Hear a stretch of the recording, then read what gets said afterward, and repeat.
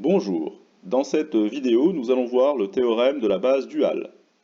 Soit B, une base de l'espace vectoriel E de dimension n. B est constitué des vecteurs E1, E2, En. Tout vecteur de E s'écrit de manière unique comme une combinaison linéaire des vecteurs de la base B. Pour rappel, on appelle espace dual de E, noté E étoile, l'espace vectoriel des formes linéaires sur E. EI étoile, c'est la forme linéaire qui associe à un vecteur de E sa im coordonnée dans la base B. EI étoile de EJ, c'est égal à 1 si I égale J, 0 sinon.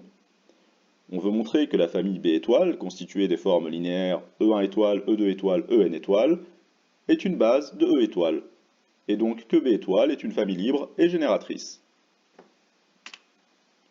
On considère une combinaison linéaire des EI étoiles, que l'on applique à un vecteur EJ de E quelconque, et on suppose cette combinaison nulle.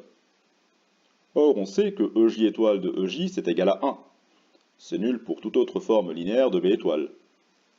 Et si l'on multiplie par le coefficient alpha j, cela devient égal à alpha j. On est donc assuré que alpha j est nul, puisque la combinaison linéaire est nulle. Comme EJ est quelconque, on a que tous les coefficients de la combinaison linéaire sont forcément nuls. Et c'est d'ailleurs l'unique façon d'avoir une combinaison linéaire nulle des formes linéaires de B étoile. B étoile est donc une famille libre.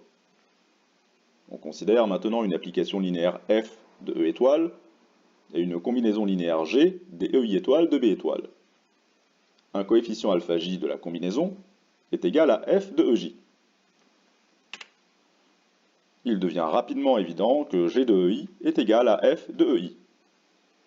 Une application linéaire étant entièrement déterminée par les images des vecteurs de la base, on a que f est égal à G, ce qui implique que B étoile est une famille génératrice.